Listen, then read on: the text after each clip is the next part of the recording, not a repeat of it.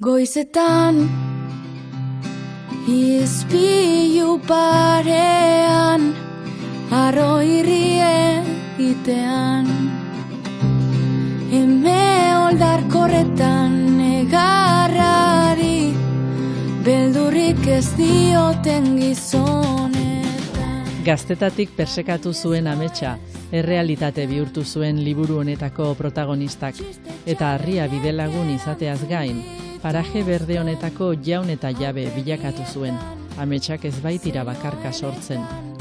Fermin Erbitik kazetariak, Iñaki Perurena harria bidelagun liburuan, haren biografia dakarkigu, ondo ezagutzen duten beste 7 ahotsez lagunduta.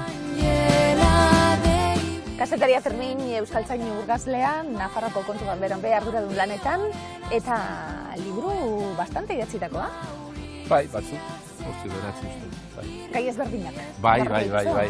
Kontuen ganbera oso erakunde garrantzitsua da, baina auditorekin lan egita oso aspergarria. Beraz, esan beste zerbait egin beharko duzu, bestela, bai, eta niri asko gustatzen zait irakurtzea eta idazten horregatik hasi nintzen. Nafarroko historiarekin lotuta bai asko. Bai, eta Nafarroko ikastolen ibilbidea ere, eta San Fermini buruzkoak, eta beste zer, bai, holakoak, elkarrizketak.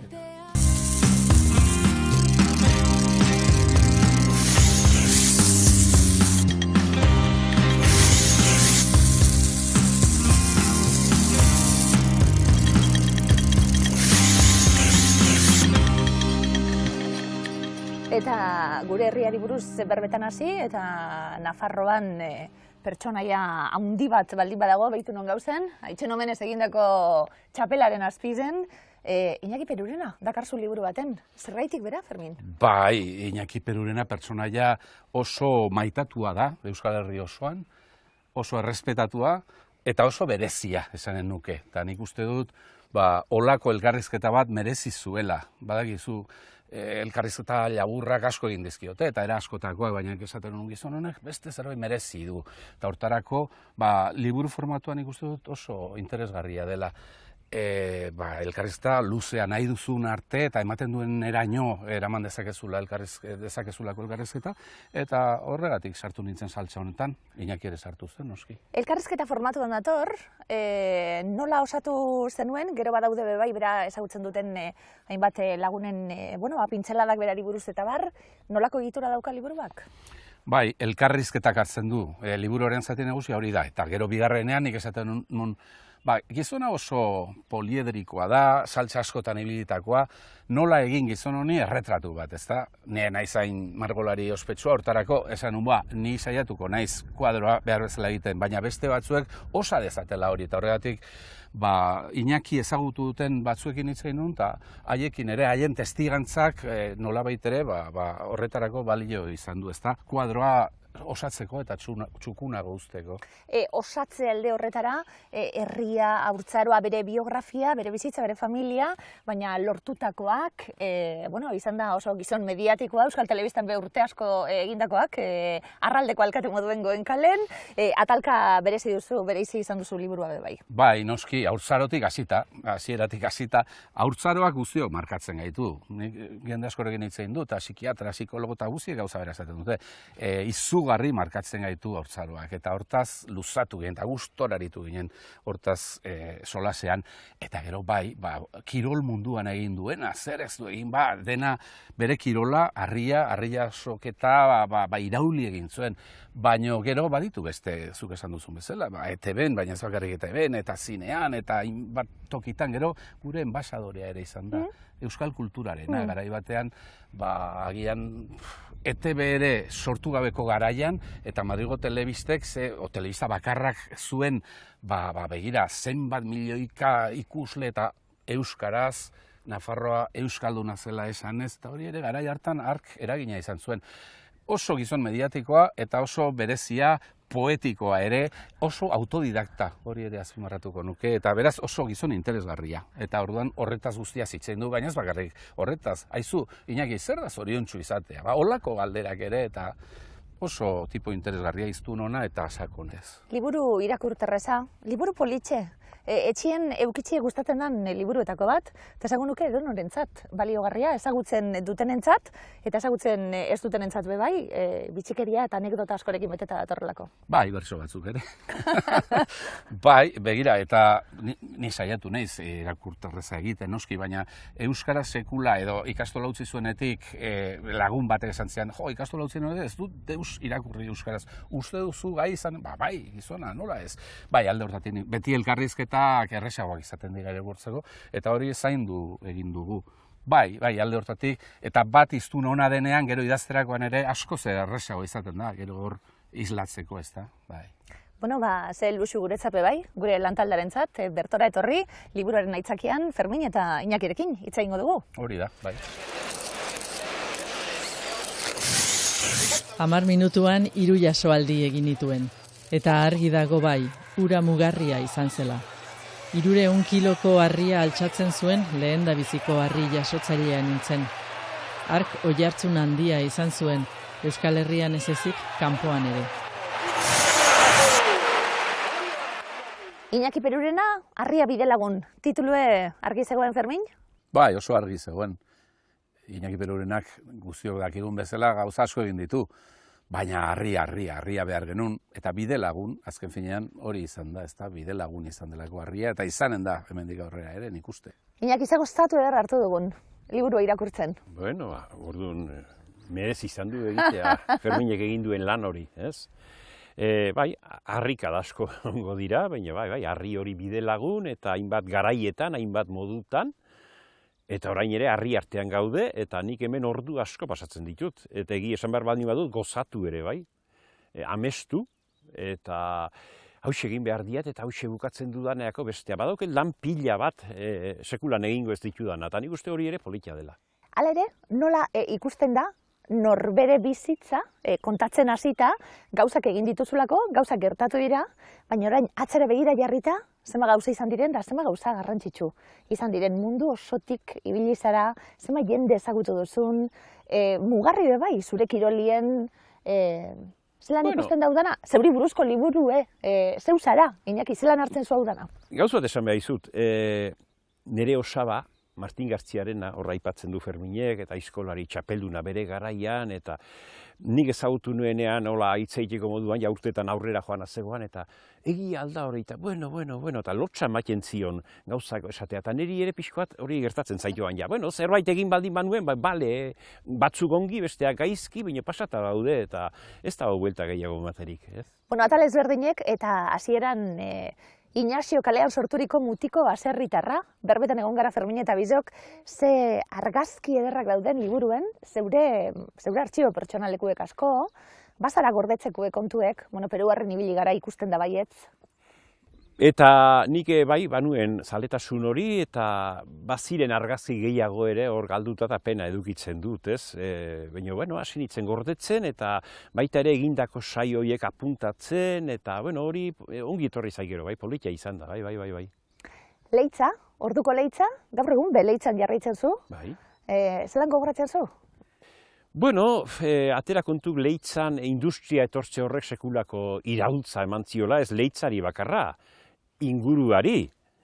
Eta gaur zu bizizean herri hortatik ere familiak eta etorri ziren leitzara, eta hortxe 40 kilometrotik jendea lanera etortzen zan, eta hemen herriak sekulako azkunde izan duzun urte gutxian, eta Andaluziatik, Extremaduratik, eta noski hemen inguruko herrietatik ere bai bizitzera, eta lanera, eta herria guztiz aldatu zen. Baina nik uste baserri kutsu hori oraindik ere pixko bat mantentzen duela, bai. Baserri giroan, familia osoa, zeuena? Bai. Aitona, aipatuko dugu? Aitonaren kontuekin hasten da guztia, noiz hasten da guztia? Nik aitona ezagutu nuen, nik lehenengo nire 10 urteetan aitonakin ibiltzen itzan, nire astotxoak elkarrekin kontuetan, eta aitonak eragina izan duzuen noski, aitona guzie bezala ez. Nik ez dut nire biloekin hainbat denbora eramaten. Beste gauz batzuk egiteko dauzkadalako edo autori, eta nire aitak ere historiak eta osongi kontatzen zizkien nire umeri, ez? Eta garai hartan, atxe fabrikera joaten zan, etxean laborantza eta animalia genituen, eta atxe eta beti lanean, lanpetuta. Eta atxonak badiduri denbora gehiago hartzen zuela, eta niko filosofoa zen, eta grazi berezi bat bazuen historia kontatzeko, eta atxona, aberasgarri eta politia izan zen atxun hori ondoan izatea. Eta gizon indartsuei buruzko kontuek? Noski, hori liburuan azaltzen da, eta hainbat tokitan esan izan dut, ez, mozgorriarena, eta indar hori, eta atera kontuak bizitza, gaurko ikuspegitik gauzak izugarri aldatu dira. Gaur lantoki batea joaten zea eta indarra erabiltzen hasten bazea, geldiara zingo zaituzte. Astokilon zaila geldi, hortako daugu tresnak eta, hor daude tresnak. Baina orain dela urte gutxi tresnak zen sasoia, indarra eta lan hori. Lana, eskulana eta indarlana. Aspaldi honetan irakurri dudan liburu interesgarrienetarikoa edo, ni asko gustu dut zaidana benipen hau izan da. Han egon zen Jose Luis Elkoro bizitza bete bat. Hau Mikel Zubimendik idatzi du. Eta, biografia bada, pasarte asko kontatzen ditu, baina era berean herri baten historia azaltzen da hemen, gure herriaren historia, aurreko mendean batez ere, eta idazleak berak esaten duen moduan, itzaltzen ari den belaunaldi baten lekukoa da. Gero hemen agertzen die gai asko, pasarte ezberdinak, euskera dela, presoak, lan mundua, politika egoera, hori guztia.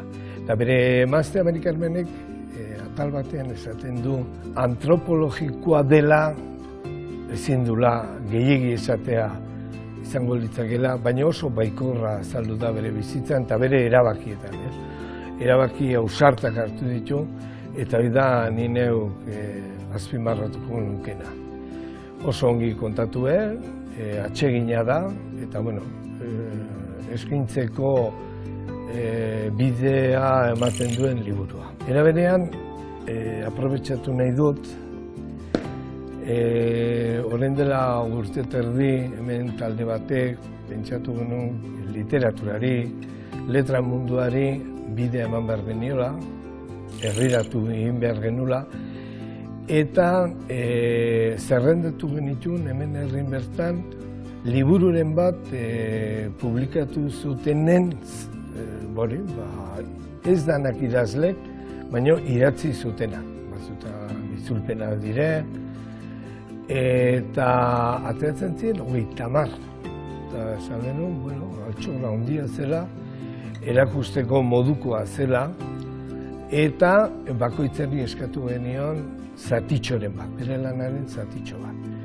Eta egin dituen erakusketak, emanaldi musikatuak, eta azken pausoa izan zen paperea pastea, liburua ateratzea, eta hau da bilduma hori. Gure ustetan oso aberasgarria, zen azken finean, poema, pasarte txiki, elkarrizketak, eta gaina modu ezberdinak kontatu. Noka erabiltzen da, toka erabiltzen da, lehitzeko hizkera. Azken finean pentsatzen dugu, herria erakusteko beste modu bat dela eta altxor bizia. Egon gara, Fermin Apurtxobet liburuari buruz berroetan egon gara nien, barreka irudikatzen, Iñaki Gaztie, indartsue, eta ze gertatzen zen, Leitzako festetan plazan, ze gertatzen zen Elizara joan zinetenien, eta ze ondo irudikatzen den liburuen bebai hori guztia.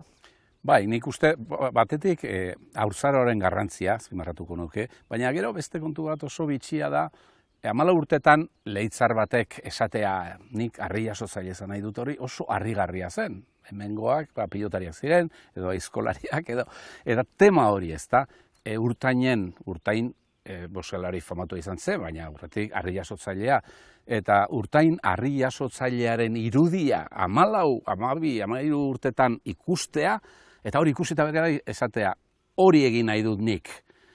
Oztopo guztien kontra, noski. Batetik, ohitura faltagatik, afiziorik ez ego, eta gero aitak ez zuen olakorik nahi. Esan nahi dut, txikitatik olako bokazio bat izatea, eta oztopo guztien kontra, ze oso erresa da bizitza honetan arrastoan ibiltzea, erresa izaten da, arrastoan ibiltzea zen pilotari izatea. Eta argi izatea, eta gero langile izatea, eta gauzak argi izatea, eta gero haurtzaroko kontuetan agertzen den beste kontu bada langilea, ezta? Esan nahi dut, lanaren garrantzia, nik uste dut oso txikitatik jaso zuela mezu hori. Gurasoek batzutan deus esan gabe, mezu bat bialtzen digut, ezta? Ta, igual ez du asko hitz egiten horretaz, baina txikitan mezua bidaltzen dizute deus esan gabe, zuk ikusten duzulako nola ibiltzen diren Xabier Leteren poema aipatzen da hasieran, ezta? Lanean galdu zuten, arrenkura gabe, bizitzaren dema, ba hori, ezta? Lanaren garrantzia nik uste dut oso ongi ikasi zuela eta betirako balio izan duen lezioa izan da.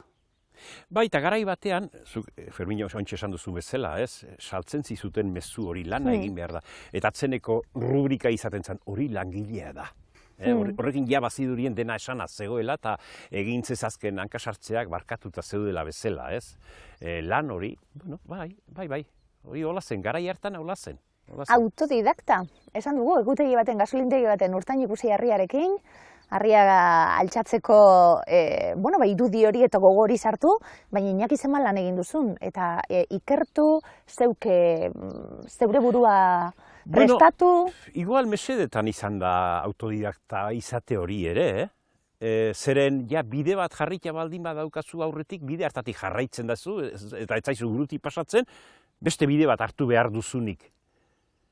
Baina hemen etortzen dira batzuk eta izute goiko mendi hartara joateko nondi joan behar dut, 6 hortik gutxi gora bera. Eta gutxi gora bera hortan, batek hartuko du bide bat alde batea, bestea bestera. Eta nik hortxe nebilen, nondi gote da bidea, ze bide egin dezaket, eta horren ondorio behar bada, teknika berri bat asmatzea, garai berriak etorri ziren, eta atzo bertan holaxe harri-jarrotze lehiak eta batzuk eta ikusten, eta gaur egungo prestaketak, eta urduan masajea, nina baldin balzue urti pixkoa, baina masajeak hartzen hasi nintzen, harria utzi nuenen, da jagortuta negoanen, aberrez pixkoa sendatzen zidaten. Eta gehi nola esan, eta noski kirolari baten prestakuntzan barrenean, masajea behar da. Baina orduan etzen buruti basatzen da, etzen prestakuntza, zenbat aizkolari izan dira basolanetik etorri, eta Patxi Astibia berak nahi esan izan du dit, ni mutigaztean itzenean, pinuzulatzen aitzen itzan, aitzurrarekin pinuzulatzen da, urazan entrenamentua. Lan hori bera. Geratuko zaigu argi, Fermin liburuen ziar, zenbat aldatu da guztia.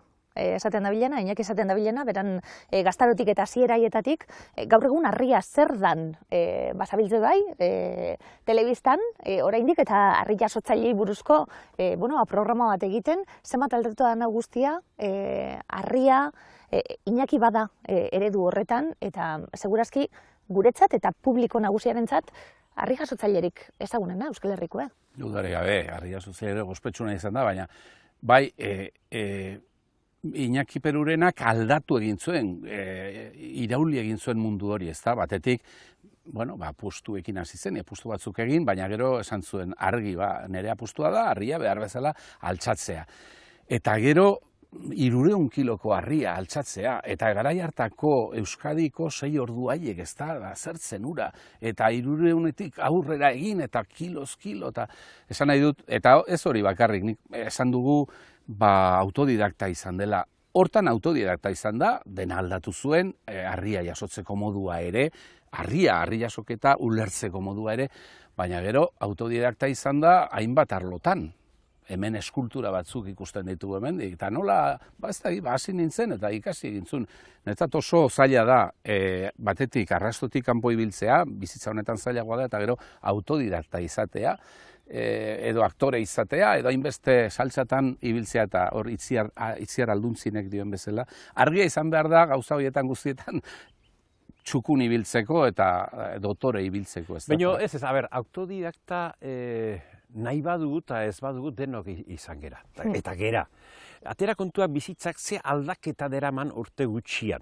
Eta lehen ere ala izango zen, eta gero ere ala izango da. Baina gauzak izugarri aldatu dira, eta nire burua rekonozitzen dut mugatuta nagoela, eta gauza berri askotan, ez du deus jakin nahi, ez du jakin nahi. Bai, izan zara itzindari, eta Iñaki, bide igual bat telefonotik zabaltzen. deitzen dizu, haizu, beira, eskaintzen dizu gauza berri bat, eta barkatu eskerrik asko, baina ez, ni badakit. Baina bidea zabaltzen ibili zara.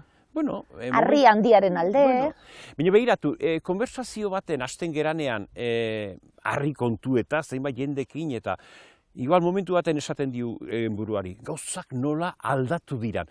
Eta hizketan jarraitzen dugu eta handik gero xora esaten dugu. Ez ditu gauzak hainbeste aldatu, Orduan, bi gauzak ere. Delfín de Viganen, Las Gratitudes, aukeratuko nuke.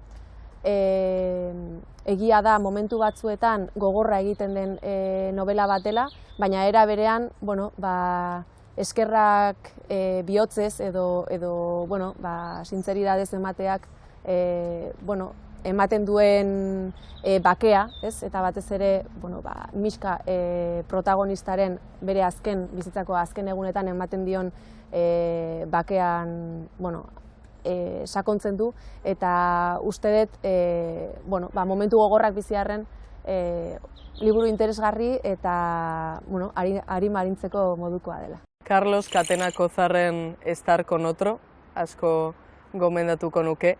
Kasu honetan ere esango nuke liburuak oso argazki zehatz eta argia egiten duela gaur egun batez ere gazteok munduari begiratzeko dugun moduaz, eta erabiltzen dituela berba benetan egokiak, eta gainera kokatzen zaituela idazlearekin edo subjektu poetikoarekin batera, espazio baten benetan erakusten dizuna zer den estar con otro, bestearekin egotea. Ointxe ez dago argitaratu gaindik, baina Fernando Rey adiskidea oain itzultzen ari da ere inentzat, Paziente isila. Nik bere garaian gaztelenez irakurri nuen, La paziente silenciosa, eta pasada bat da, duela gutxi irakurri nuen liburu denda batean, inguruan jartzen zaion, liburuari jartzen zaion, xingola horretan jartzen zuen, literatuen historiako bukaerarik onena.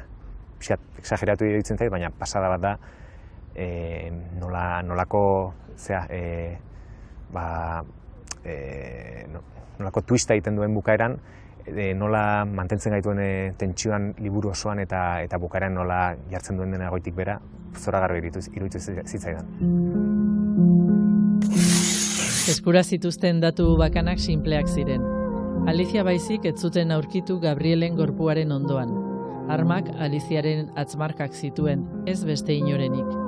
Inoiz etzen zalantzarik izan Aliziak hil zuela Gabriel. Zergatik egin zuen hala ere, misterio bat izaten jarraitzen zuen. Zelan gogoratzen zu? 80ko hamarkada ura, apurtxoet Ferminek aipatu dauna, 87. urtean, Euskadiko 6 ordu horiek, 300 kiloko harria. Bueno, begira... Testuingurua oso zaila izan dalako be bai, alderatuta gaur egunarekin. Euskaldun askok kanpora lanea joan behar izan du, eta horren ondorio, Amerikan Euskal Festak egiten dira, Ipar Amerikan, Hego Amerikan, eta ni lehenengo aldiz joan itzen harri altxatzera Ipar Amerikara, Jesus Lopategi eta Naparra Lesakako kuadrilak eta antzeuden eta nahi zuten, eta orduan, momentu hartan han bizi ziren hemendik gaztetan joandako jende asko.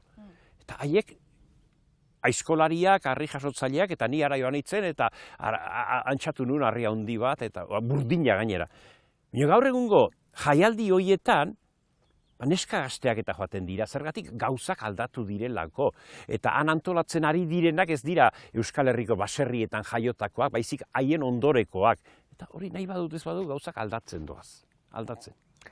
Bagaralako kapaz, eta gaitasuna daukagolako Fermin, atzera begiratu, eta azken urtietan gertatu den guztia bere lekuan jartzeko.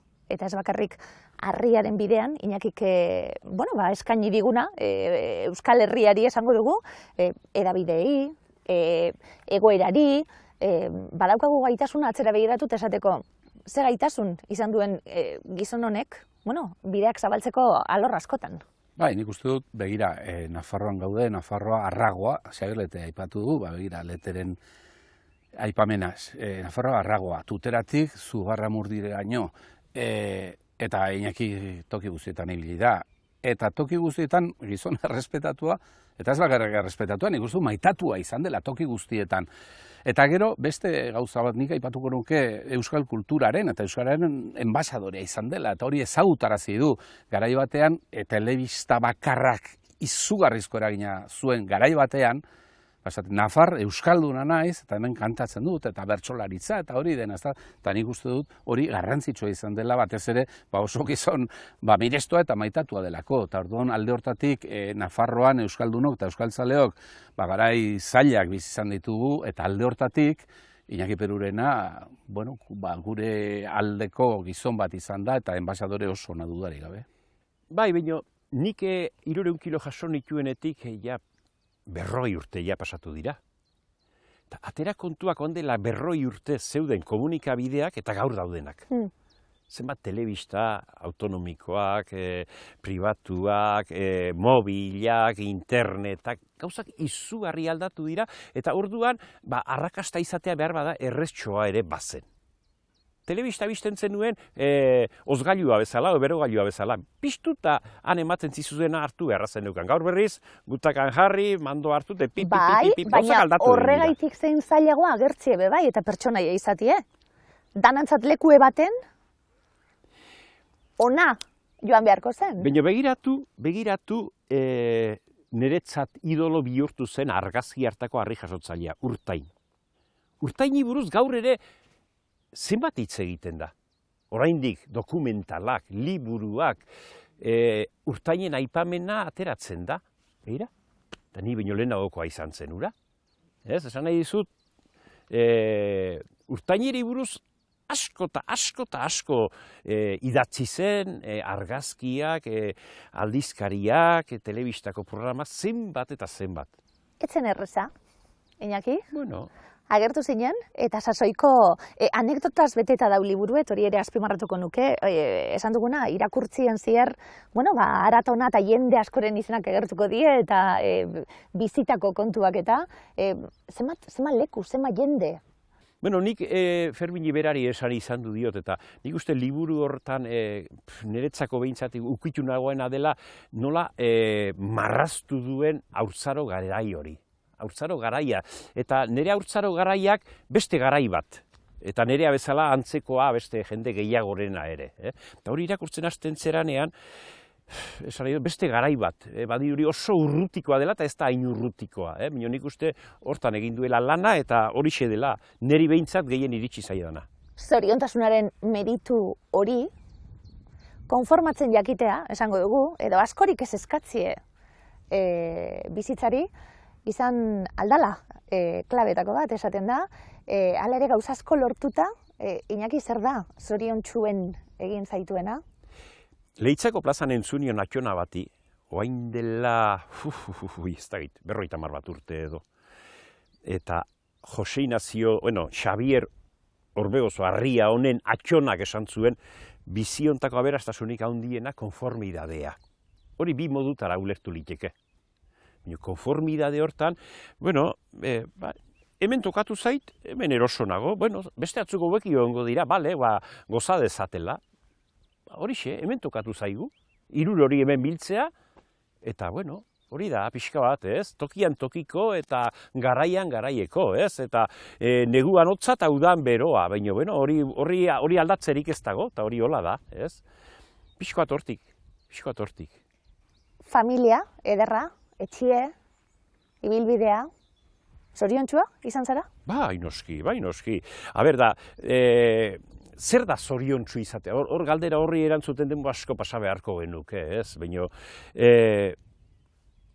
niri baina aukera, eta lehenguan beste bati horixe esaten ari nintzela, ez? Guri baina aukera jarriko baligute 50 urte rebobinatzea, behar bada bide berdina ezkinuke egingo. Baina, toki berdinerako bide hartu bai. Behar bada bide txoiek batera o bestera pasatuaz. Baina pixko bat, orokorrean, bai. Eta nik uste hori dela konformidadea, edo, bueno, eta, bueno, behar bada beste zenbait jendek, zoritxarrez, hori esateko aukerarik ez dute izango, eta ez beraien esku dagoelako, baizik, eta gainetik gizarte orokor honetan zenbait miserit, zenbait desgrazi dauzkagun, ez? Eta ez naiz arantzeletaz hasiko.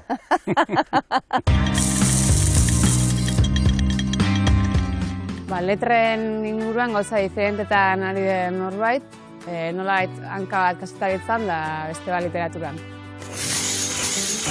Erne egoten saiatu, biztan dagonari eta biztan ez dagonari. Sorpresa igual, jartzen zarenean gertatzen diren ezustekuak. Kuadernoak erabiltzea, bolak izaten ditut eta fina biena kuadernoekin, gero gauzak hobeto jaten dira mailan. Galdetzaileen arabera agian. Dena ala, niretzat gure lanaren parterik zaiena da galderak pentsatzea. Behar baino lehenago pentsatzea idazten ari naizenari buruzko galderak.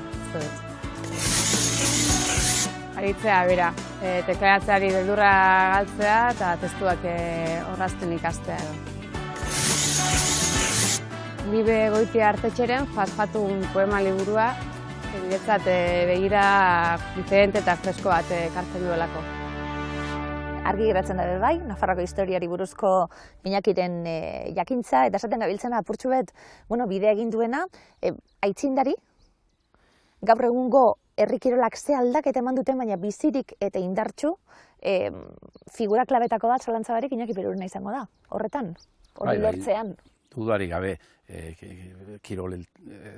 kiroletan, harrian, dudarik gabe, eta gero Nafarroako historia aipatu duzu, Nafarroako historiaz zerbait jakin nahi zuen, eta hortan ere autodidakta, beste batzuek unibertsitatean ikasten dute edo, baina hortaz jakin nahi zuen, ezagutu gure historia, badakizu garai hartako Nafarroa Euskadi eta horrekin, ez da? Eta hortan ere sartu zen, saltza askotan sartu da, horietako batean, Nafarroako historian ere, hori ikasteko eta ezagutzeko, eta hortan bezala komunikazioan eta zinean eta saltza askotan eta gehienetan ongi aritu da. Dantzan ere ibili da, ingelesik jakin gabe ingelesez kantatu du, era askotako gauzak, eta hortarako artista ere izan behar da, ingelesi jakin gabe ingelesez kantatzeko. Zuek ikusi izan du zenuen, ni nola ibili nintzen Madriden programa aretan eta Eta, bueno, atzeneko desesperazioan esan nien, haizu, eta usten aldia zuen libertade pixken bat zerbait egiteko eta nahi duzuna egintzazu esan zidaten da, orduan. Bururatu zitzaidan, letra, zorioneko sex-bon hori eta gero arki imitatzen zuten Euskal Telebistan gainera, eta, letra berri bat erantzi nion, eta, hori egin nuen, kitxo. Baina bizitzak aukera eman dizu gauza asko, jende asko eta egoera asko ezagutzeko, hori ere pagotxa da, Iñaki. Harriari esker. Alaxe da. Bai.